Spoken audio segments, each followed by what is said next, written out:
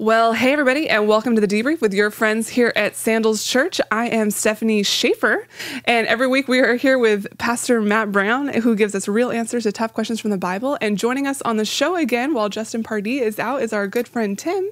Tim Hawley. Yeah, your name is still the same. It is. It didn't change. I tried to say it with the same inflection as Stephanie, so it would sound new and exciting, but it's still the same. I miss quinoa already. Keeney. She's here in all of our Keeney in hearts. a bottle. but- Keen on that. Oh, dude. There's so many. Yeah, this is just a whole new realm for you to try new things. And you dropped the name Dolores, which makes I us did. all mad. Yeah. If she ever drives us around, we can call her the Schaefer. I like it. We'll try. Yeah, you're trying, Let dude. that You're sink trying. in. Oh, well, thank you guys so much for joining us today. We are so glad we are here to answer your tough questions from the Bible. We've got a ton of really great follow-up questions from our last few episodes. And then this episode, we're doing a little special focus on all things titled, Is This Okay? You guys have been sitting on a bunch of questions asking, is this okay? And so we're going to go through those in just a minute. But before we do that, we've got some business to cover. First and foremost, I want to say thank you. We have had so many people sign up to volunteer with us. We've got some really cool stuff coming in May. So if you attend Sandals Church, you're going to see the whole result of what we've been working on. But I've had so many people sign up to volunteer. They've gotten right back to me. I threw a little note in there of like, hey, I need some help with this too. And I've been blown away by the responses. So I'm good. so thankful for our whole debrief community and how you guys have really rallied to come alongside us. So we're going to do some really cool stuff, and we're really excited for that. And we are still looking for your best of topics. We've got some episodes coming this summer. They're going to be all best ofs from the debrief because we want to help people get to know us on the show, hear some of the greatest things that we've covered. So if there are topics that you've heard us talk about that you think people need to hear too, please send those in to us. You can send those in on the website at debrief.show and just click the send a question button, or you can send those to us on Facebook by sending us a message there. However you get them to us, we want to know about them. And for everybody who is sending in a best of topics, we will get you a free debrief mug. So send those in however you want. We're really excited to put those episodes together and share some of our favorite moments with everybody. So with that, we're going to go ahead and dive on in with some follow-up questions. First one is anonymous. In your last show, you mentioned how marrying a divorced person is a sin. I'm divorced. My ex decided after years of marriage that he no longer wanted to be married, so he filed for divorce. After my divorce, I became a Christian. Does this mean that I cannot remarry? Because if I do, I would be committing adultery, and the person who marries me would be also. Yeah, great question. And just understand, what the point I was trying to make is the seriousness of the issue of divorce. The reality is we're all sinners. I felt like I said that. We're all sinners. We all fall short of the glory of God. My issue is that, oftentimes we talk about issues like homosexuality in the church, but we don't address the issue of divorce. And my point was you can't unone what God has made one, and that is the challenge. And it's just a very, very difficult process. Jesus spoke very clearly and very harshly about the issue. However, there are situations where things happen that are out of our control, and when spouses leave, those things leave. Technically, according to Jesus, you would not be an adulterer in that case if what she's saying is the truth. I'm assuming that it is the truth. So you can't marry a woman who was guilty of adultery. That is, she cheated on her husband, because then that makes you an adulterer. And so, unfortunately, adultery in the time and day and age of Jesus was really only something a woman could do, or a man could do with a married woman. And so it was culturally acceptable, not biblically acceptable, but it was culturally acceptable for a man to have sex outside of the context of marriage. But it was not acceptable for a woman to do so. It's double standard. That's just the way the culture was. The biblical mandate is that the man and the woman be faithful to each other in the context of marriage. That was not a social culture or culturally practiced. So Jesus is talking to the cultural present. And so the issue in most cases is not, women cheating, it's men. However, we do see in John chapter 8, there is a woman who is caught in the act of adultery. And the challenge with that is the only way she can be guilty of adultery means that she's married. And so the challenge there is, where's the guy? Because the guy is not thrown in front of Jesus and he's not being judged. And so he is guilty, really, according to Jewish law, of the greater offense, because he has been intimate and had sex with another man's wife. And so the whole thing's kangaroo court. And really the point was to trap Jesus, not to actually expound justice. So here's what I would say is, go to God and ask for forgiveness. I do think that there is a difference between the things that happened before we came to Christ and the things that happen after. And I certainly think that, we don't need to rehash every single sin that we've ever committed, right? When we confess that, God's dealt with that, and we move forward. However, just again, in worship, acknowledge the blood of Jesus Christ. It covers our sins. And that's why it breaks my heart every single weekend when we have to motivate you guys to sing and we have to motivate you guys to worship. You should be motivated because you're all sinners and we all deserve judgment. And so, here it is. The reason we talk about, well, is this a sin or is that a sin? Because we don't understand the Bible. We are sinners. We don't commit sin. It's in us, right? It's who I am. It's what I do. I do it every single day, all day. And thank God, by the grace of Jesus Christ and his sacrifice for me on the cross and his perfect life, I am forgiven from that. So all I was trying to say is, guys, we need to take divorce seriously. It's a serious issue. And we enter into relationships, man. I follow people in our church on Instagram. And just the other day, I'm looking at Instagram. I'm like, dude, who's this dude with? He goes to our church. It's not his wife. I'm like, what is this? And literally, in our culture, there's no consequence whatsoever. And you need to understand you cannot live your life as a Christian according to American culture and American social norms. You have to live your life according to what the Bible says, because you're not going to stand before the U.S. Supreme Court on Judgment Day. You're going to stand before Jesus Christ, and he holds court, and his ruling will be final. And that's the problem, is we think we get to decide morality, and we don't. I feel like you're going to hit the bell. It's making me nervous. You were like, nervous. No, I was like, oh let my you gosh. finish. Well, I was like, I almost got to ring the bell, but I didn't. It was almost great. Yeah. I didn't want to ruin the moment there. But. Yeah, you were rolling. So I'm not here to make you feel guilty. I'm here to help you be real. And the reality is, thank you. The reality is, we are all sinners, and you need to deal with that. And so when we ask questions like, "Is this a sin?" the answer is usually yes. It's usually yes, because sin is not evil. It can be evil. Sin is falling short of the glory of God, according to Romans 3:23. So what sin is missing perfection. So instead of asking, is this a sin? Ask this question: is this morally perfect? And if the answer is no, then it's a sin. Yeah. That's a great question. So don't ask, am I sinning? Ask, am I currently being morally perfect?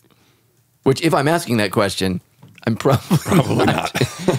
Stephanie's closer than all of us. She is. Well, you can do, though. Yeah.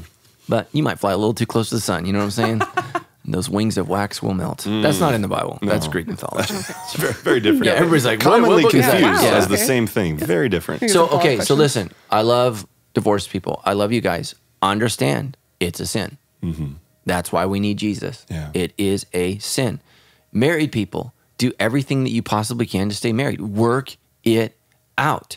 If I thought divorce was an option, I'd be married like 18 times. Because, things are difficult and things, we have to work through things. So can you guys hear that? What is that? Yeah. Just maybe angels are singing. Exactly. I don't know what that is. The music resounding of all eternity. All right. Well, I'm going to go and move on to our next question from Jonathan, because he said that in your message a few weeks ago, you stated something to the effect that we should only follow Jesus and not follow you. Right. But twice in 1 Corinthians, Paul says to imitate him.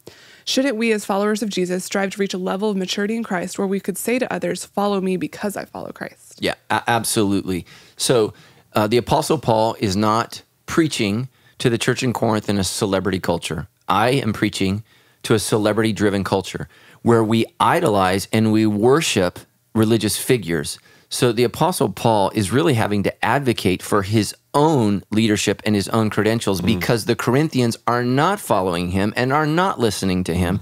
So he has to say, look, guys, I am worthy of following because I'm following Jesus. So here's where I think people stop following Jesus, because they followed a person and that person fails morally, that person falls apart. And the point I was making is if Sandals Church is about Matt Brown, we're doomed.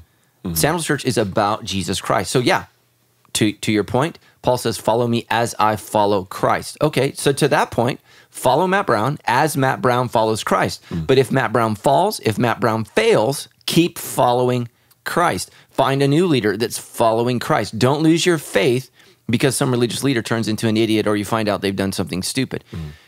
Many people become disenfranchised with the church because of leadership. Focus on Jesus and trust Jesus. And so I am currently focused on Jesus. I'm not failing in any major moral capacity. So yes, to that extent, you can follow me as I follow Jesus. But if, God forbid, I fall or I fail, keep following Jesus. And that's the point that I was trying to make. And forgive me for not being a perfect communicator, but that's what I was trying to make, the point. So great question. Yeah, that's awesome. And I've seen you do that, and I think we've seen our leaders do that consistently, is say, I'm following Jesus. Yeah. That's the only thing that's good about me. That's why you should do what I do, is because I'm seeking to do what he's doing. Right. And that's really awesome. It's love seeing that. Cheyenne sends a question in, says, in the last episode, you mentioned confessing your sins so they wouldn't be confronted on Judgment Day. Who exactly do you need to tell your sins to allow them to be acknowledged and truly forgiven by God? Right. James 5:17, confess your sins one to another. So the only category, according to James, that God cares about is that they're a Christian. So don't go confess into a bar. Don't go confess to a Muslim or a Hindu. You need to confess to a brother or sister in Christ. So that's who you need to do that. So I would say that it needs to be a solid Christian leader, because sometimes when you confess, there's some steps that you need to take. So for example, sometimes guys have confessed something to me and I say, okay, we need to tell your wife, or we need to make this right, or there's some steps that we need to take, because confession is rooted in repentance, and repentance is turning away from and turning to something. Repentance is multi-directional. So I'm turning away from what I did wrong and I'm turning towards what I need to do right. And this is what a lot of Christians don't understand, is that the act of repentance, which is manifested first in confession, will then create a desire to change things. And so like whenever I hear about, maybe a Christian or something that's done something terrible to me, but now they're on fire for Jesus, I'm like, probably not, because you got all these bodies back here that you've destroyed and you've worked, and you need to go back and fix this before you run forward. And I think that that's really, really important. And so you need to confess to a Christian. Now you don't need to confess to everybody. You don't need to tell everybody everything. And a couple weeks ago we had my buddy Mark Driscoll on the show, and I got nasty tweets. I think you did too, Steph. About people who, every single person that Mark's ever, taught, which were thousands, right? They feel like they get their day in court, and it's like, okay, that's not reasonable. The guy's confessed. He's worked through some issues. He's dealt with those issues to the best of his ability, but he can't personally sit down with thousands of people and walk through that. The guy's repentant. He's paid the price. He's learned, I think, in an excruciating manner, how to deal with how he relates to people, how he runs a church, and those things. And, I appreciate the guy, but some people want him to specifically, in their manner say, okay, now I agree that you're actually repentant. And so we got to be careful. So we got to make sure that we don't sit in the seat of God. So that's what I would say about that, is find this is why you need to be in community group. You need to be with a leader that knows you, loves you, cares for you, is shepherding you, and can give you good advice, good biblical advice. We all need good advice. Man, if you want to not be an idiot in life, get good advice. The book of Proverbs says, get the truth at any price. You need that. A wise person seeks wisdom. Okay, wisdom is gained through the knowledge of others. We need that. So find people that can speak into your life and help you with that. So get in community, get a community group leader that's an actual shepherd. Don't follow someone that's a bigger moron than you are, right? Because not all of our small group leaders may be going to heaven at Sandals Church. I mean, right? That's just the truth. So you got to find somebody who's serious about God's word, who wants to shepherd you and care for you. And the primary shepherds in our church are our small groups. Our small group leaders are shepherding, caring. They know your story. They know your life. If things get a little out of control there, it's just, think of your small group leader like your general doctor at the hospital. You go to them, but if they don't know, they send you to a specialist. And so if your small group leader needs help, they send you to a minister at our church, soul care director, or if need be, a pastor. But not every answer needs to be, not every question needs to be answered by a pastor. There's a lot of things that can be answered by good, loving, Bible-believing people that are very, very wise. I think both of you would fall into that category. You're people that are very, very, very wise, that have learned some lessons, have grown in your faith, and most people you could help. So, and there's some instances where I'm like, man, I don't know. You need some help. You need to go find somebody to help you walk through that process. And so, one another is the passage. One another. So, if you're Catholic, right, don't go to a box and confess to metal mesh. Confess to a person. It doesn't need to be a priest. The Bible says we are all priests. We are all priests because of the righteousness of Christ. We're all holy because of Christ's holiness. So we can confess our sins one to another so that we will be whole and healed. That's James 5:17, one of the most important verses in the doctrine and the belief of Sandals Church. That's key to our theology. Confess our sins one to another so that we may be whole and healed. Great question. Yeah, that's awesome. I think even, I love that you point out the two components of confession. I'm stating what I did, but then I'm also repenting. I know in my life, I feel like I missed that for so long. Mm-hmm. I would tell people what I've done. I would confess the sin, mm-hmm. and then not turn away and keep doing it. Yeah. And so it never, I didn't experience that healing. I didn't experience the momentum of becoming more of a follower of Jesus mm-hmm. because there wasn't that effort to repent and really turn away. So I love that you mentioned that. That's great. So repentance is a two-directional movement. It's away from and towards something.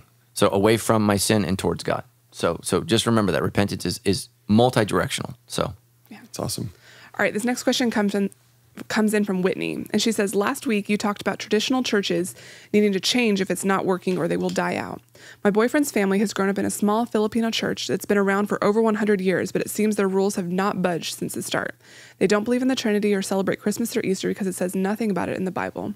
How should I explain our reasons for believing and celebrating these things, or is it an unimportant conflict and an unnecessary conversation to address? Yeah, okay, so I'm assuming that what you're saying is true. So they don't believe in Christmas or Easter. Okay. So I don't know what that means. Christ was born. Or they don't celebrate Christmas or Easter. And they don't believe in the Trinity. Because Christ was born and he did die. And those events are marked on Christmas and Easter. Whether they're correct, with their date or not doesn't matter. He was born and he did die. They don't believe in the Trinity because it's not in the Bible. Yes, the word Trinity is not in the Bible, and this is what every Jehovah's Witness will point out to you, which, a lot of Christians freak out. Well, the reason as Christians we use the word Trinity, it's to describe the unique relationship of the Father, Son, and the Holy Spirit. So Jesus says in Matthew 28:18-20, all authority has been given unto me. Go therefore into all nations, baptizing them in the name of the Father, the Son, and the Holy Spirit. 2 Corinthians, I think it's 13:14 or 14:13, I can't remember. It says this, may the grace of the Lord Jesus Christ, the love of God, and the fellowship of the Holy Spirit be with you all.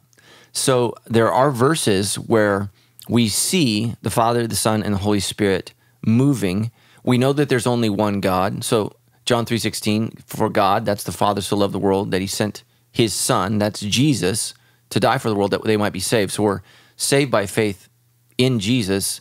And then we have the Holy Spirit that resides in us, that empowers us, that moves amongst us. The Holy Spirit is the one who impregnated Mary, right? The Holy Spirit was the activating part of God in creation. Genesis 1:2, the Holy Spirit was hovering above the darkness of the earth, right? So we have the Father, the Son, and the Holy Spirit.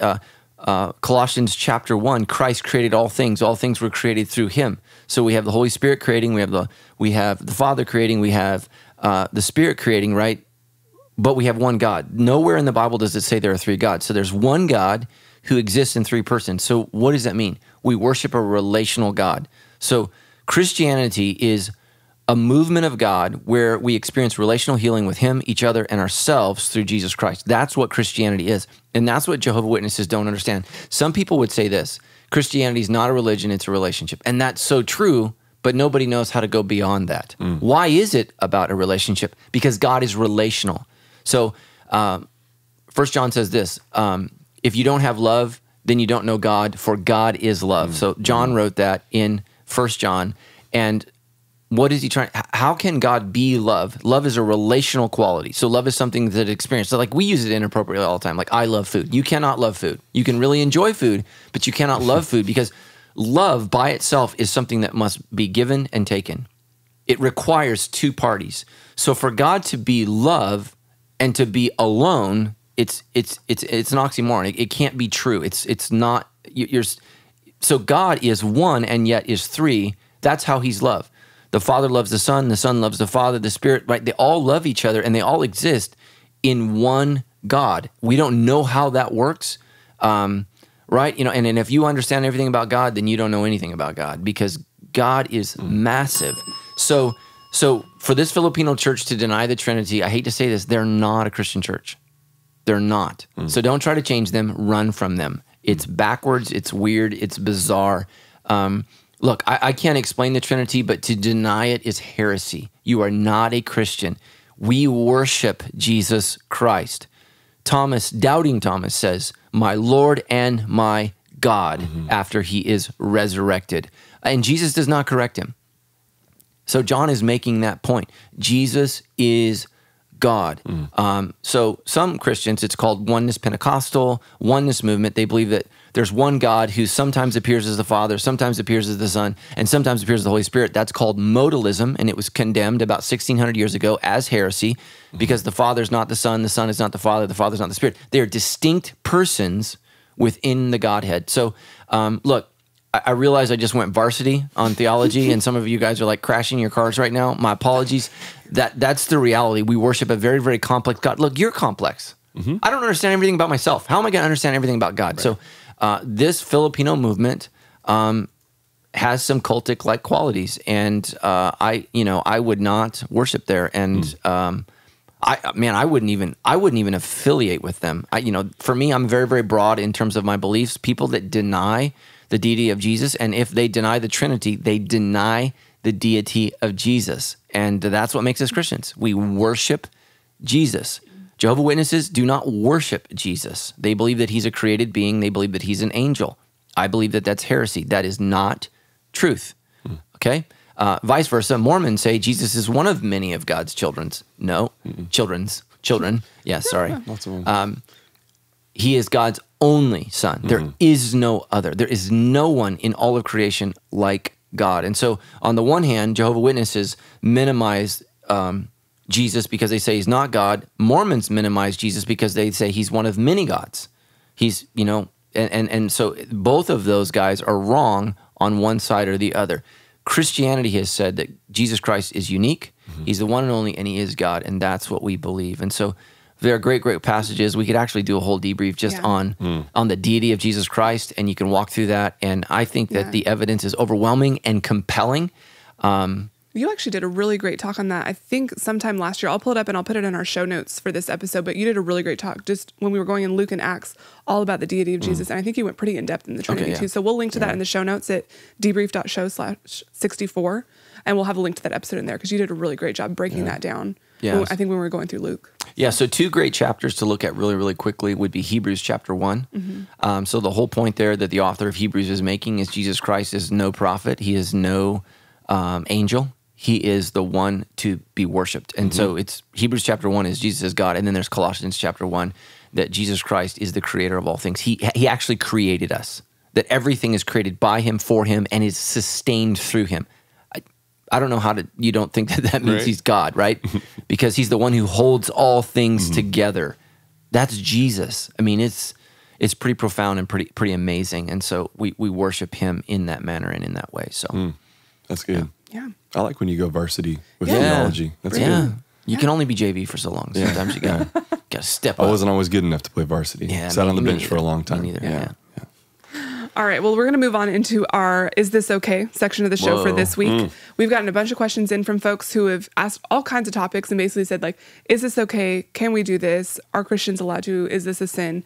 So we're going to start off with a question from Esther. Esther says, I love that name, by the way. It's great, For such a time as this. Esther. Bam. Beautiful.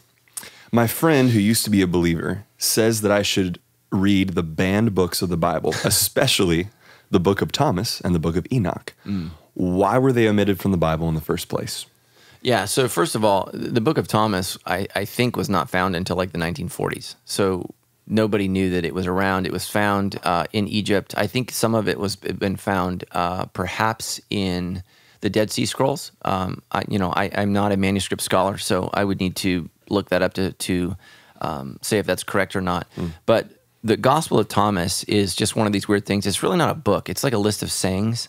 So it's just sayings that maybe Jesus said, maybe he didn't say. So here's the problem with the book of Thomas. It says, I believe it's been a while. It says nothing about the resurrection. It says nothing about his death. It says nothing about his deity.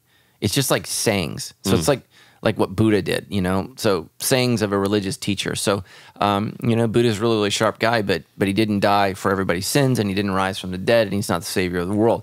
So the book of Thomas is not helpful in that. It is quoted in Jude. chapter 1, verse 14 and 15, I believe. So there is a mention. Oh, actually, that's Enoch, the book of Enoch. That was her second question. So that is mentioned there. So there is some understanding that if you don't know who Enoch was, he's a guy mentioned in Genesis pre the flood, and this book is attributed to him. And so basically, the book of Enoch was not included in when the Jews got together and said, these are our scriptures. And so Christians basically, right, just trusted what the Jews said. So when all the Jews got together and they said, these are our books, this is our guide, Christians just went, okay, we're going to accept that. And so it was the Jews who ultimately rejected the book of Enoch in that way and in that manner. And so here's what I would say is, have you read the Bible?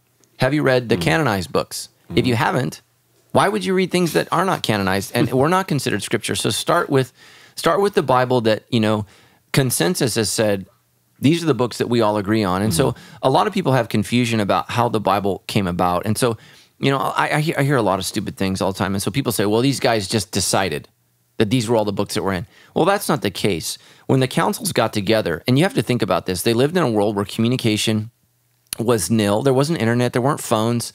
And so they literally got together. So what is the Western church? And that's weird for us because it's really Eastern, but the Roman church, what manuscripts are the Roman churches using as scripture?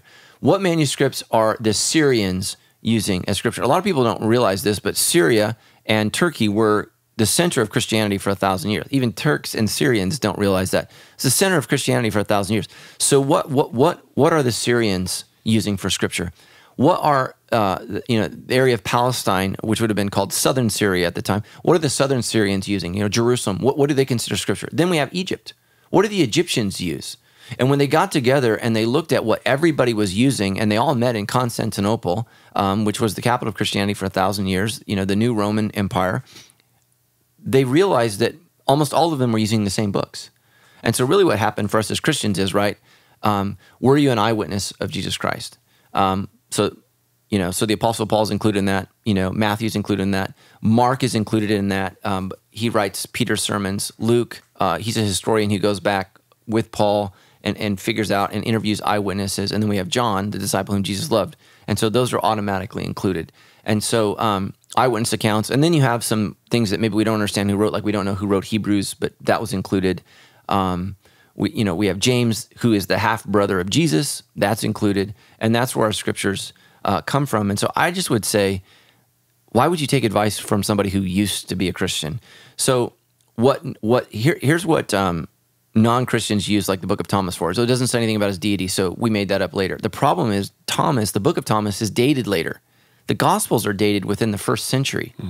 So the epistles of Paul, if you don't know what that word, sorry, I just went varsity again. The letters of Paul, the books of Paul. So what are the books of Paul? Corinthians, Romans, Galatians, Ephesians, 1st and 2nd Thessalonians, 1st and 2nd Timothy, Titus. Those books, man, those books are dated by some scholars like AD 54. So we're talking 19 to 25 years after the death of Christ. And then you have books of Thomas and these other books that potentially are dated hundreds of years later, and we don't know what they are. And they weren't used throughout the kingdom of Christ. It just wasn't. So it was found in Egypt. I think it was written in Coptic language. The Book of Enoch was written, I believe, in Aramaic. Maybe it's like Daniel, some Aramaic, some Hebrew. I'm not sure. But Jews were very, very literate, and they wrote a lot. So and some of it's poetry, and some of what we have in the Bible is poetry. Job is poetry, but it was included. So Enoch was not included. So we have books like, I think this question is from Esther. The word God is not mentioned in the book of Esther, but it's included. So, and Esther is a fantastic story about the attempted eradication of the Jewish people from the face of the earth, like the first Holocaust, the first major attempted Holocaust. And Esther saves the day and literally allows the Jews to live because this really, really ugly, angry guy wanted to kill him because he was racist. Story. Yeah, amazing story. Incredible story. So, so just trust that, man. There's always these weird critics, but usually they have an agenda. I've read all that stuff. There's some wisdom there, sure. So let me say this, Esther. After you've read the Bible through 3 times and studied every book, go at it. Go at it. So, but most Christians haven't even read the Bible. So, start with that. Yeah, it's a good start. All right, this next set of questions comes in from Connie, Erica, and Kim, and they all kind of have questions on the same topic of kind of the supernatural kind of things that we see in culture. So Connie's question is seeking a help from a hypnotist biblical? Whoa. I guess, my question would be what for, So my father-in-law, who's in heaven now, he died of cancer 15 years ago. He went to a hypnotist. This was before he was a Christian, to overcome his addiction to alcohol. And he said it helped. So in that instance, I might, hesitantly say, yeah, that's okay. But I think it's a dangerous thing, surrendering yourself unconscious to the trust of someone else. I just think that's a very, very dangerous thing. I mean, think about like when you have surgery and they put you under, right? Like you want a team of medical professionals there. You want it to be present. Can you sue a hypnotist? I don't know. So that whole thing, coming under the control and power of someone else, to me, is demonic. And so I just would say, I would steer clear of that. I would not participate in that. However, I do have to acknowledge that it has helped some people that I know, with issues of addiction, with issues of being unable to sleep, and some other issues where going into the subconscious has helped them live in the conscious world. So, right, it all depends on the hypnotist, right? What is their theology? What is their background? Be very, very careful when you submit yourself to the unbridled control of another person, right? That is the definition of cult. So don't do that, which is what I was trying to say earlier when I say, don't follow me, follow Jesus, right? Jesus I can trust all the time. I trust him with everything because he gave up everything for me. He's earned that. He's proven that. People, be very, very careful with people that can manipulate you and turn you into a chicken at a show. I'm just like, okay, that's weird. And this is what I would say. Most of that stuff is fake, but not all of it is. Every now and then you catch a real rabbit. Be careful. Be very, very careful. A lot of the demonic, a lot of the occult stuff is just stupid weirdo people. Sometimes it's the devil, and I've seen it a couple of times in my life, and it's very, very scary.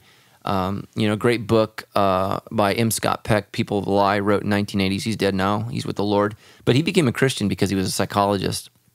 Actually, he was a psychiatrist, and he worked for the United States Army.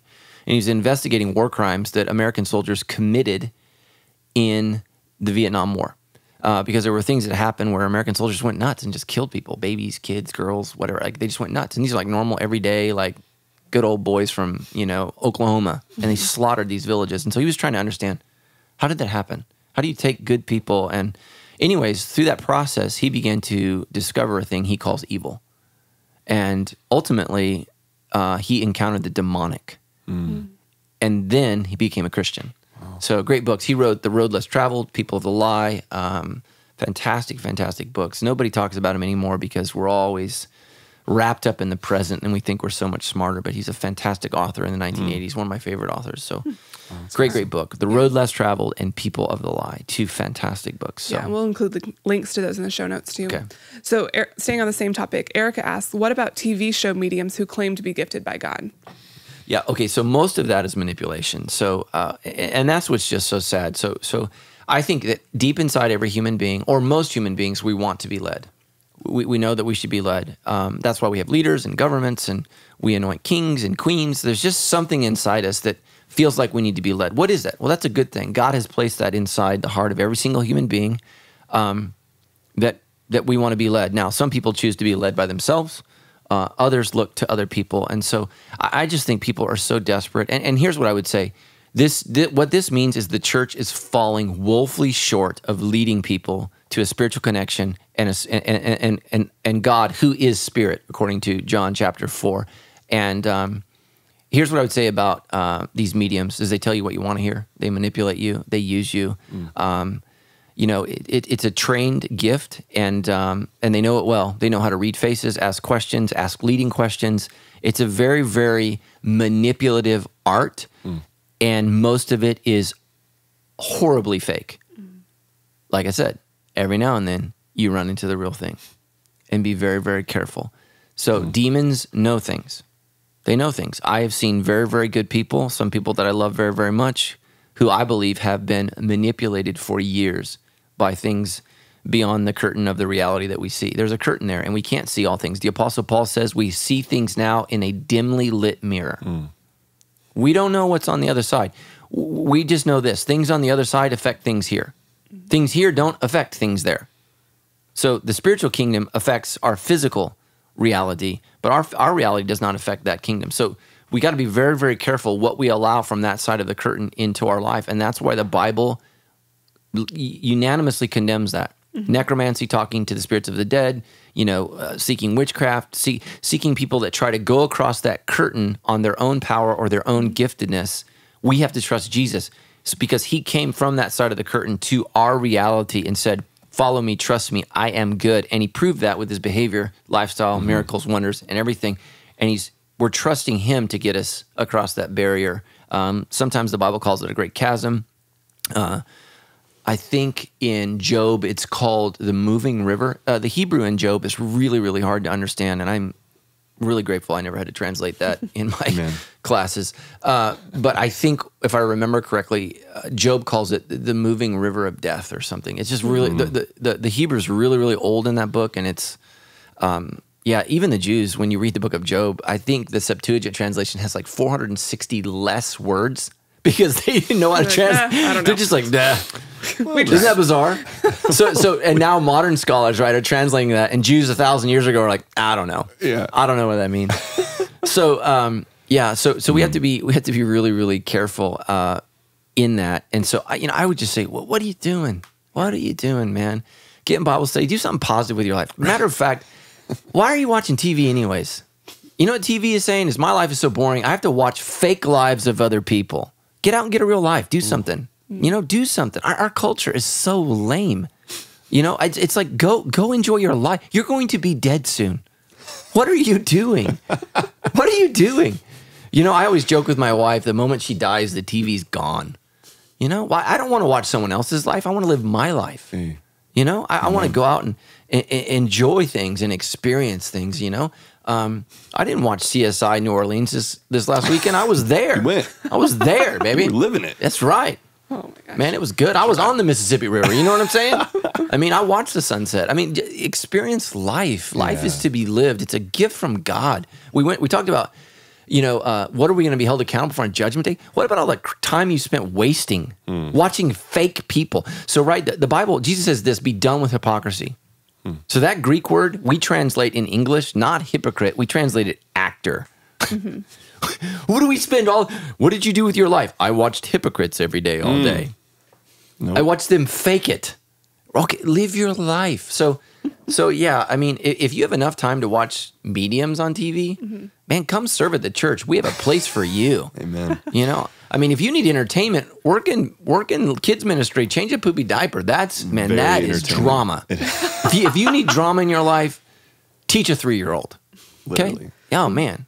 All right, I'm going to round this out with one more question. Kim also asks that a couple of her family members periodically go and have an older woman read their life through a deck of playing cards instead of tarot cards. This woman claims to be a Christian and claims it's okay because she's not using tarot cards. Yeah, Thoughts? This woman's a liar. Okay. It's ridiculous. Yep. Come on, man. What is the deal? Right? We listen to the Spirit of God. We trust the Spirit of God. Is this woman in church? What church does she go to? Is her pastor aware that she is reading people's lives by card? Let's talk about this. So I shuffle a deck, and then I lay out these cards, and these cards tell you about your life. Who the heck is moving the cards? There's one of two choices. This woman is a fraud, or there's a demon flipping cards that's telling you what it wants you to know. And so, John 10:10 says this. Jesus says that there are two influences in the world. So John 10:10, he says, the devil has come to steal and destroy. He says, I have come to give you life and to the fullest. So there are two major influences that are trying to influence our life. There's the devil that wants to steal our life, destroy our life, and ruin our life. And there's Jesus that wants to set us free. So Tammy says it this way. Tammy's my wife. She says, the enemy came to steal. Jesus came to get you to be real. So John 10:10. Yeah, that's Tammy Brown. That was not me. So that's a tweet a bell for Tammy. Yeah. So yeah, this woman is a cultic leader. She is so what is Thomas? Thomas was written, I believe, by women like this. who want to mislead people and want to give you a bunch of cute sayings and direct your life and manipulate your life, but they don't want you to deal. So why do people want us to read the book of Thomas and not Matthew, Mark, Luke, and John? Because Matthew, Mark, Luke, and John deal with sin, deal with reality, deal with death, deal with the brutal the crucifixion of Jesus Christ and the resurrection and the hope that we only have in him. Thomas doesn't deal with that. So let's read that because it's cute, right? Put that next to Soup for the Soul, next to your pooper, right? It's going to be encouraging. The problem is, if we want to heal, we got to get real, right? James 5:17. And so, this woman, man, bring her to Sandals and we will wrestle in the lobby. Seriously, this is disgusting. This is ridiculous. This is how ignorant we are as Christians. Yeah. I mean, this is completely, man, I was reading, there's a great denomination in our nation. They're called Quakers. And I got a couple of friends that are still in the denomination. Pray for them because they got nuts. And somebody gave me the magazine. And so if you don't know what the Quakers are, they're a major denomination, a major spiritual movement in our culture. And the front cover of their quarterly magazine is written by a woman who practices Wicca. And this is what the article in the magazine says. She says, I find it really, really hard to merge my Wicca faith with my faith in Jesus. I'm like, yeah. Understandable. Yes. Because they don't go together. Yeah. One is a practice of witchcraft, which the Bible condemns, and the other is repentance of sin and following. I'm just like, what the heck happened? Yeah. The Quakers have gone nuts. You made too much money from oatmeal, and now you guys are smoking crack. Hey. What happened, right? So, guys, this is why, please, for the love of God, you're going to hear me this in our next series, Beyond Happy. I'm going to challenge you to do 3 things. Come to church. Come to stinking church. Next, get in a group and talk about how to live this out in your life, and then listen to the debrief so we can go a little bit deeper, because this is why our culture isn't happy, because we're pursuing happiness.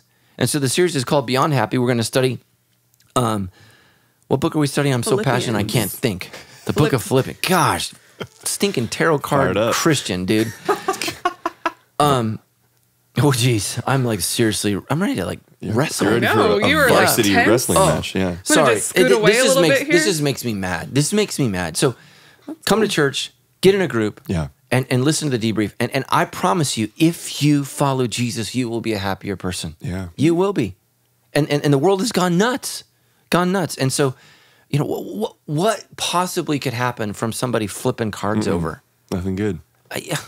Nothing good. Man, it makes me sad. It makes me sad that this woman is using people, that this woman is deceived herself. Yeah. I mean, come on. Card reading is demonic. It is. We trust and follow Jesus, not some person flipping cards, not some person, reading your hands. I'll tell you this. So we were in New Orleans last week, and New Orleans is a beautiful city. It's an evil city. There's evil there. My wife and I walked in 1 or 2 stores where I literally felt like we walked in the navel of hell. I'm like, what is this? My wife ran out. I was just like, I was trying to be cool. I was like, okay, I'm going to turn. My wife was like, I'm gone. I mean, it's just like, what is this, man? And it's because a lot of New Orleans is occultish. And then you had your weird Christian preachers screaming on the street, repent. And I'm just like, that's effective. Yep. Hey, I got a ministry suggestion. Oh. For the Christians of Louisiana. Let's hear this. Ooh. Have a bathroom in the name of Jesus. Hey. Have a free, clean bathroom in the name of Jesus. Amen. Part of the reason that city stinks so bad is there's no bathrooms. I thought I was going to die multiple times. Because apparently French people in the 18th century did not pee. Nope. Or actually they did. And that's where the word piss comes from, pissoir, which is the French word for a wall that you would walk behind in take a piss. Yes. Oh, wow. It sounds much fancier than the actual thing. Yeah. Only the French can say piss. You and it cleaned sounds, that up really it nice sounds like elegant. Pissoir. Yeah. Very nice. So, Thanks for that real answer to but questions about apparently the they did bathroom. not have toilets. Oh my gosh. I literally, Tammy and I were walking and I couldn't even talk to her. I could not, I'm like, my eyeballs are floating. Total focus. I am going to die. Just zoned in. Keep it together. Man. So, you want a Christian ministry to reach the lost? Build a bathroom for Jesus. Amen. All right. Dear City of New You Orleans. heard it here Dear on the City of New debrief, Orleans. folks. An open letter to the City of New Orleans. Yes. By Pastor Matt Brown. All right, Tim, you want to? Yeah, no, that's great. Well, I just Wow, want hold on. I just need. No, we I need need to let you need this. to take a breath. maybe I drank too much coffee, man. This is so helpful for me. I think I've had so many friends who, especially all these supernatural movies come out and all this demonic stuff. We're being entertained by things that are very real. Yes. That have a very close grip on people's lives. Yeah. And going and just kind of enjoying it, right? And I just always, this is good language to take into those conversations, I think, and just say, look, this is real. Many people around the rest of the world, this is a day-to-day battle, the demonic, the spiritual. There's oppression. Yeah. And to not just trivialize it and make it funny and be entertained by it. This is, I think it's a really good challenge. Yeah, I think especially absolutely. like as Christians too, like be like Tammy. Like when you sense something's not okay, like Get out. get out of there. Abort. Like, you don't Abort. have to say like, is Yeah. this okay? Should I be okay with this? Like, no, if you've got the Spirit of God and you feel like that's not okay, get out. Better run. But So- she left me in the store. Well, Well, no. Thank God she's not the man. Listen. because I'm dead. Women and children first. So Yeah. Yeah, she has clearly. a very, she was very just trying to help you Yeah. out and just get herself out of there. super Yeah. Titanic mentality. Oh, She was dude, like, I'm out. she left Lifeboat. Leonardo DiCaprio. On the, she left. I was dead, man. She was gone. There's no room on this door, I think Leo. that's her There's really no room. trusting your strength and your ability to protect yourself. Well, I thought it was like a costume shop. That's what I thought. I was like, oh, it's cool, because everybody wears like costumes there. I was Sure. like- we walked in. I was like, we're in the navel of hell. No. It was- the navel dude. of hell. Yeah, that's that's not what it. I wanted That's to the say. title of your second book, Yeah, The Navel The of Navel Hell. of Hell. Yeah. A Yeah. trip through New Orleans. All right, let's shift gears. So Johnny writes in, he says, you've mentioned many times that our children need godly fathers and mothers at home, that we should not put less pursuit of emphasis on non-biblical extracurricular activities or climbing the hierarchy at work. Where do we draw the line? Last year, we made the decision for my wife to be a stay-at-home mom, leaving me to be the sole provider. The pressure of being the sole provider gave me a different perspective of my job. I realized it was time for me to do more with my career, so I began stepping up with my company, and I am now being asked to take on more roles, which has led to discussions about the future promotions and advancements, all of which has resulted in longer days and less time with family. I enjoy what I do, and I'm able to provide for my family, but I worry that the time away is a problem now and will become greater the longer this carries on. Is my desire to pursue a better career to provide for my family the wrong decision? Sounds like it is.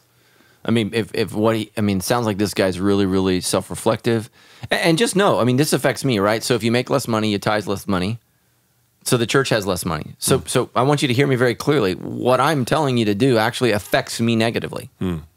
Because if you don't have margin, you can't give to ministry. So that's the reality. So I want you to weigh that with what I'm saying. I'm actually saying you should make less money so that you can give less money to the church so that you can have more time with your family. Because your kids don't need more money. They need more of you. And that's the reality. And let me just say this. As a dad who has 2 daughters who've moved out, and has a son that we have 4 years left, it goes by fast. And I am a very, very driven person. There's a reason that Sandals Church is as big as it is. But I would take a smaller church any day over more time with my kids. And it breaks my heart. And good time. So much of our time, right, taking them to practice and sitting there watching them is not good time. Do things with your kids. Don't put them in Little League, go take them fishing. Take them to the beach. Do things where you're getting time with the person, not where you're dropping them off with another adult. Dance is not time with your kids. Dance with your kids. We had my kids threw a surprise birthday party for my wife on Sunday night, and we just danced together. It was some of our best friends, and literally we just danced. Lights on, everybody dancing. We had little party hats on. So was it the family of 4 or family of 5? So it was nine of us. We were clubbing. Boom. And you know what, my kids, it was so fun watching them because they weren't pressured. There wasn't anybody else there. We were all having a good time. We're all dancing. Nobody's drunk. Nobody's puking. There's a restroom in the house if you need to go. It's a big right? priority. So Yeah, good. and we just danced and we just had a great time. And, I love that. And I love that. And so, here's what I learned as a father. Early on, I tried to make my kids do what I like to do. I had to shift because, right, as a parent, we all learn, and I just start doing what they like to do. Now, you got to push them because kids today are lazy. So they're super lazy and super self-entertained. And, just recently, we've gotten rid of my son's video games. There's no cell phone, right? Those things are done. And I just told them they're done. We're done with that because those things inhibit relationship. My wife and I were out at this fancy restaurant, and I kid you not, it was so sad. I'm going on a little tangent here. My wife kept saying, they haven't talked to each other. They haven't talked to each other. And I'm like, what? Because I was starving. I was so hungry. And I said, what are you talking about? And she says, look at that couple. And I looked at this couple next to us. So here we are at a super fancy restaurant. This couple never talked to each other. They stared at their phones the entire evening. Wow. And then when they were done, they never talked, but they asked the waiter to take a picture of them so that they could post about the amazing dinner that they just had when they left. They never said, from the time that I started watching, because I'm not nearly as nosy as Tammy, apparently. Wow. So from the time I started watching, and she had noticed, they are not, when I was looking at it, he didn't even look at his date. She was all done up. She looked beautiful, you know. There was a black girl had it going on. She had this like, bright purple lipstick on. It was fantastic. I was like, wow, I never would have put that together, but it looked great. She looked great. And he never even looked at her. And I just thought, man, I would want to fight a dude that treated my daughter that way. It was just so sad. And then they're going to take a picture to commemorate the moment they didn't have. Yeah. So listen to me, moms. Put down the Instagram and actually go have fun. Don't worry about the photo. Worry about the fun. Have fun with your kids. Have time. Do fun stuff, man. You know, my wife teases me because I watch cartoons because my kids like them. So I watch them because I want to do whatever, you know, they want to do. And my girls used to be in this show called Cat Dog. It's the dumbest show I think the front part of the thing was a cat and the back was a dog. Yeah, cat dog. Cat dog. What is there to understand? It's pretty clear. I mean, so my wife would like make fun. I'm like, they like it. They like cat dog. I played with Polly Pockets. Yes. Oh, yes. Dude, Polly Pockets. I played with those all the time with my girls because hopefully you weren't playing with Polly Pockets. Well, I had a sister. Okay. We had to make some compromise. So much sense. Dude, that makes sense, man. You need counseling. Maybe some tarot card reading. Something to help you. So okay, listen. Here, listen to me, guys. You don't need to own a home like everybody. I'm looking at you, Stephanie. You don't need to own a home. Yeah. How about this? How about you rent an apartment or you rent a house and you fix your monthly costs? Because here, guess what? So my wife and I have a rental property. Guess what happens when something breaks? The renter doesn't pay for it. I do. You do. So the renter only has to come up with the rent every month. Great. That's it. So just rent, don't buy, and enjoy your life. I mean, this idea that we have to own everything, it's just absolutely ridiculous. Yeah. You know, I used to want to own a property in Hawaii, and now I'm like, man, I'll just Airbnb it and let somebody else worry about that.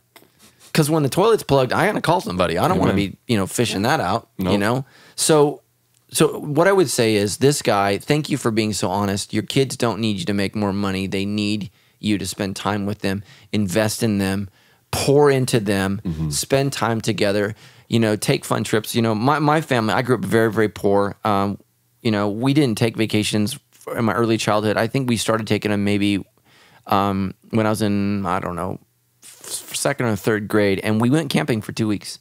And my dad was a pastor, and the state parks, this is going to shock people, the state parks in California used to allow ministers to stay for free and preach a message, at state parks on Sundays. Wow. So my dad got to camp for free for 2 weeks, and he would do a little message, a little 20-minute message for campers. Think about how much our society has changed since I was a kid. Oh, wow, yeah. And we did that. That's what we did. That's right, in the dirt for 2 weeks, same place, and you know what? I loved it. I absolutely loved it. And my brother and I self-entertained. There was a homeless guy that lived on the thing. Back then, they didn't call him homeless. They called him, I forget what he was called. Vagrants? No, that was negative. Oh, I guess that's kind of negative. Yeah, no. Like, what do you call a person that just like disappears into the wilderness? Like a drifter? Oh, that's negative too. A ghost? I don't know what word. Anyways, there was this Russian guy that got off a ship. Nobody knows what happened. He went up into the... Yeah. What are they called? They used to be called something. Anyways, I'll remember the next debrief. But we would go try to find him. He lived in the woods. Yeah, that's not creepy. Nope, not at all. That was the Very 80s, safe. though. It's like, what could possibly go wrong? Go find that old drunk guy that lives out in the woods. Enjoy, kids. You guys hung out with him. He seems to have it together. A hermit. A hermit. He was called a hermit. I feel like hermits like store away, like in their house. That's why he was hard to find. Okay. So my brother and I, seriously, you can look this up. We went to Henny Woods. It's a state park. I think it's a state park. I don't know if we have state parks anymore because we're so broke. We are. But we would go there, and this guy lived in the woods. They allowed him to live there, and he was just some Russian guy, and he liked cheese and cigarettes. So we would find cigarettes and try and give them to him. Yeah. Do you remember what his name was? Hermit? Dmitri? No. I don't know. Yeah. So, that's what I did with my childhood. I want to hear more about your summers. Go play with a crackhead. Okay. Yeah. Cool, dude. It was the 80s, man. It's a very different time. Very. Very different. All right. Speaking of cheese and cigarettes, this last question comes in from Becky. Thank you, Becky. Enjoy the cheese and put down the cigarette. Put them down. All right.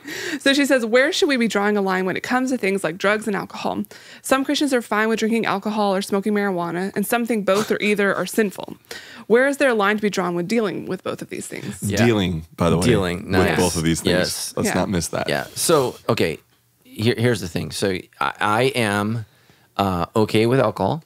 I am not okay with marijuana, and here's why. Or any drug that automatically intoxicates you. You know, like you can't say I smoke a little crack, I shoot a little heroin, like, right? It's a bad country song. Yeah. Noted. Okay. Yeah. So I can enjoy a glass of wine.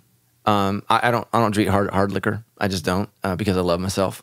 You know, like I was at a party and everybody's drinking bourbon and I took a sip and they're like, "You don't like it?" I said, "No, I love myself." That's why I think bourbon is for people who hate themselves. That's what I think, right? Seriously, man. Just drink gasoline. Just put gasoline in your throat and it's the same thing. So here's the thing is when I begin to feel the effects of wine and I drink wine, I stop drinking. I do. Because I want my wits with me. I want to not be an idiot, and you know I want to love my family, be safe. So I can do that. I can enjoy wine and have the effects of it relaxing me. The thing with marijuana is right. It fades you, whatever word that you want. It has marijuana is a mind altering drug. So everybody's trying to say, well, it's the least of all. Okay, yes, but it affects your brain. Like it's literally hijacking your brain. And so a lot of people in our church smoke marijuana because they have anxiety. Why not deal with your anxiety? The Bible says, cast all your cares upon God because he cares for you. So here's the thing. Quit numbing your pain and your fear. Deal with it. Deal with it. And you know, you might need to be on some Xanax or something for a while, but you know, again, this series Beyond Happy, we're going to deal with this. You've got to deal with your issues. Yeah. And the reason, you know, many people are drug addicts and alcoholics, it's because they can't deal with the stress of life. You know, read what's the famous AA prayer? Help me to forget the things. Oh, not forget, forgive. Accept the things that I can't change. Change things I can. Yeah, so that's a prayer written by, I think his name was Reinhold Niebuhr, and actually the entire prayer is beautiful. It's absolutely beautiful. And what he talks about in the prayer is to accept life as it is and to try to have as much happiness in a broken world as possible. And that's the prayer. And so part of the reason that, you know, people have to be drunk and stoned all the time is because they think that that life should be this perpetual, continual external happiness, this feeling of joy. And so what we're going to talk about in my sermon series is the word, think about the word emotion. What's the second word in that word? Motion. It changes, right? And so everybody wants it to be summer all the time. Nobody wants to experience fall. Nobody wants to experience winter. And if you don't have those things, you don't get spring. And so what's happening when people have to have fun all the time and they can't embrace the difficulties of winter and the hardships, we don't learn how to cope and we struggle. And that's one of the things you got to learn with your kids. You got to teach your kids how to struggle. Let them embrace the struggle because adulthood is hard. My daughter was in mountain biking in high school and she wanted to quit. And I said, no, you're gonna work through it. And she said, why? And you know, there's different parental philosophies on what you got to do. And she said, why do you want me to stay in it? She said, I hate it. It's hard. I said, life will be hard and you will hate some things, but you got to get through it. And so I made her stay in it. I let her quit the second year. But the first year, you know, you got to do it. Because I said, I want to prepare you for life. Yeah. Life is not easy. And I think that's the thing that, you know, as Americans, we just don't get. Like we all think, you know, everybody should have a car, have a house, have free healthcare. It should all be free. Well, somebody's got to work for that. Somebody's got to do that. Somebody's got to pay for that. And we got a generation that just thinks, no, I should get it all because nothing should ever require work. Yeah. Well, the only reason we have a country is because people died to build this thing, died horrific, awful deaths.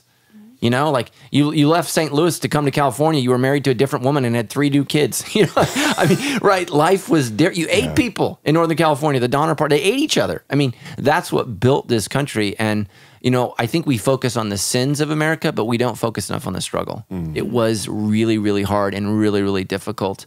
You know, the average person in the West died at 32. Yeah. Think about that. How old are you? 31. Yeah, you're dead next year. I'm thinking about that. You're dead next year. Enjoy your last year. Yeah. And what are you? 29. 29. Yeah, you got like a couple years left, right? So the world was difficult. So here's what I would say is some churches are absolutely no alcohol. I grew up Southern Baptist. Southern Baptists, they don't believe in that at all. Okay, that's fine. They're wrong. Jesus created wine. Jesus did not smoke pot. Nope.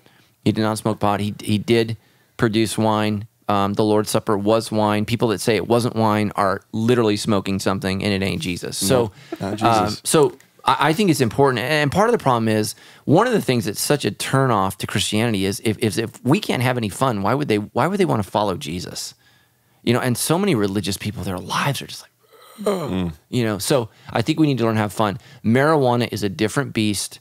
I think it affects, at Sandals, you can drink if you smoke pot, and I find out about it with some exceptions. For example, if you're dying from cancer, you have some horrific disease. Yeah, I'm for medical marijuana, absolutely. But because, you're stressed out because you work at Best Buy, okay, no, sorry, buddy. I don't think that works. And somebody right now is like, oh my gosh. No. Yeah. Sorry, Best Buy. Get off the weed, So that's what I would say. And some Christians say it's okay. What Christians? What major pastor or teacher has come out and said, I'm pro pot? I don't know about them because it affects your mind. And God wants you to use your mind. And just know this, the Greek word for witchcraft is pharmakia, which is where we get our English word pharmacy. So what is witchcraft rooted in? It is rooted in an experiential spirituality that occurs through drugs. That's witchcraft. Yeah. We don't connect with God through drugs. We connect with God through Jesus. And that's what we need to do. And so we need to be able to step up and stand up. And so, when I've had anxiety, and I'm a person that struggles with anxiety, I'm a person that, I can be up and down. I can be a little manic. People are always like, how come you're so funny? When you're on stage, it's because you didn't see me crying the hour before when I was in the back. That's my personality. I'm up and I'm down. That's who I am. That's how God made me. And I got to embrace that. So what I have to do is I have to in order to experience the joy of life, I have to embrace the pain of life. You have to. That was good. And you guys missed it. Go ahead. Yeah. No, Sorry, I was just taking it in. Yeah. Sorry, guys. What do you call this? The tweet-a-bell. I just tweet-a-belled myself. I think that's okay. You did indeed. So yes, there are a lot of people at Sandals that smoke weed. There's a lot of people at Sandals that do a lot of stupid stuff. It doesn't mean I agree with it. It doesn't mean they're right. And I just think you are better off not going through life faded. Yeah. What? Change your life. If your life is so bad, change it. Okay. I love my life. I love it. We didn't go to New Orleans to get drunk. Why would I want to do that? So we're walking by New Orleans, and literally this guy's passed out vomiting, right? We came back an hour later. He's still there. I'm like, yeah. Have you guys ever thrown up when you had the flu? Yes. Okay, when I throw up, I'm literally like making like bargains with God. Yes. Oh yeah. God, if there's any other way. If there's any other way, literally take this. I'm like on the cross, literally vomiting. Feels like, I don't know if you guys are old enough to remember the movie Alien when the thing comes out of your chest. It's like nope. Yep. Oh, yeah. That's what I think's happening inside me. I'm like, literally, I'm going to be the guy where my intestines come out of my mouth. That's how I'm going to die. Yeah. Why? And think about our language, bro. I went to Vegas this weekend. I got so effed up. Okay, what if I said that about my car? My car is so. Would you ever assume that's good? Never. No. Not even a little bit. But you're talking about your body. This is your body, and then people are like, oh my gosh, I got so wasted. I want to do it again next week, and I'm just like, I've never had the flu and been like, I can't wait till that happens again. Because that's what it feels like. I'm thinking, I'm never eating again. That's what I tell my kids whenever they have the flu. I'm like, this is just like being drunk. This is the end. Yeah. Just embrace it. You're partying. You're partying right now. Party of one at the bowl. Oh my gosh, man. And literally we would see people unconscious. Yeah, not even a little bit. Not worth it. And I'm like, you're in New Orleans. You're in the gutter. You're in the gut. Do you know what's in the... My wife threw away her flip-flops. Oh, yeah. When we got back from New Orleans. You want to check that home with you. Somebody's face was in that. Yep. Having a good time. Partied in New Orleans. Yeah. Okay, so sorry, guys. Listen, in any person that smokes pot, weed, whatever you call it at Sandals Church, and you have not sat down with a pastor and explained why and got permission, I think you're in sin. You're in sin. And don't go talk to your doctor about it. Your doctor is not your spiritual guide. Okay? Your doctor is trying to provide for your health. Your pastor is a spiritual guide. Make sure, right? We're all going to stand before God and be judged. And some of you guys wasted your entire life because you were stoned. Change your life. If life is unbearable, change it. Yeah. Change it. Don't numb it. I mean, right? Don't numb it. Change your life. And Americans, we don't want to change anything. We want to take a pill. Change your life. Jesus said, John 10:10, right? The enemy has come to steal and destroy. What does sin do? It steals you of your humanity, and it robs you of the divinity of God that's in you, the indwelling of God, the creation of God in you. Jesus came to help you experience real life and have it to the full. And so, you know, I love my life. I love my kids. I'm not into drugs. And just so you guys know, if you don't know my story, you know, I was into weed when I was probably like 19 and 20 years old, and smoked heavily. People probably thought I smoked a whole lot more than I did because I just looked like an idiot. Just a little bit of that. And I tell my kids this: nothing good ever happened around drugs and drunks. Nothing good. Matter of fact, horrible. I had a friend, Scott, die at a party, and people don't. He died of alcohol poisoning. 18 years old, died because he drank too much. So when you're throwing up, your body is literally trying to save itself. So it's got to get this alcohol out because you are poisoning yourself, and it's got to get it out. So I mean, that's like when you go to a restaurant and you get food poisoning. The reason you're pooping yourself is your body is going, this has to get out now. So people need to know that. And I had friends who experienced horrible things, and I have friends who lost decades of their lives to weed. Decades. I have friends who don't know who Bill Clinton was because they were stoned. They just missed it. They know what Cheetos are. Always. Right. Aisle 9. Because that's healthy. Food coloring orange 17-4B QR37. Don't you come against the Cheetos? No. Have you read the ingredients on that, We don't man? read the backs of chip bags. We go for We the inside. know what we're doing. Here's what I want to put on Cheetos. Just put cancer. Write the word cancer. You are consuming cancer. It's what's on the inside of the bag that counts. That's what I believe. Okay, you're never going to be on the show again. Yeah, well. Sometimes I think I do love food. Like I really do love. You said I can't love it earlier. But does food love you? Not like Jesus. Yeah. Listen. You guys are so bad. Listen. Food did not die for you, but you will die for it. Ooh, okay. All right. Well, he got a little Johnny Depp hand with me on that one too. I know. I thought that was a Jedi mind trick. He locked in the eyes there. The tractor beam really fell did. on you. I believe in looking at people's faces when I talk to them. No, that's good. It's a good belief. It makes people uncomfortable. It does. We don't know what to do. We don't handle People feel like you're staring into their soul. I am. And your soul needs some staring at. Yeah, we feel it. Okay. All right. Well. Anyway. All right. Well, guys, this is a great episode. Thank you, Pastor Matt. Thank you, everybody who has been sending in questions. Please keep them coming. Anytime you want to send us a question to get here on the show, you can do that by finding us on Facebook at The Debrief Show. Click the send a message button. We'll get your question on the show, or you can go to debrief.show. There's a big red button on there that says send us a question, and we will get your question on the show. You can also go to debrief.show/64 to find the notes from this specific episode. I've been keeping notes. We've got a lot of great stuff to make sure that you guys have some great resources from this episode there on the show notes page. You can also follow us at The Debrief Show on Instagram, Facebook, and Twitter. We're on all of those. We're posting some of Pastor Matt's great quotes from the episode on there, some things you can share with your friends. You can share the episode through Instagram and Facebook and Twitter. We want to get the episodes out there so that people can hear what we are talking about here. And if you want to support Sandals Church and The Debrief, we would love that. Your giving helps us do some really awesome things here on the show. So anytime you can text GIVE DEBRIEF to 951-900-4120. That's a great way to give directly to the show and help us keep doing some really great stuff here. And as Pastor Matt's mentioned, we are starting a new series this weekend called Beyond Happy, where we are walking through the book of Philippians, which means that here on The Debrief, we're going to be walking through the book of Philippians as well. So if you want to read ahead, start asking us some questions, send in some questions after you hear the sermon this weekend. We would love that. And we'll be starting that next Tuesday here on the show. So we're pretty excited about that. So excited. We sure are. And Pastor Matt, are you ready before we go to learn some Christianese? Ooh. Yes. Learning Christianese, I think I'm learning Christianese, I really think so.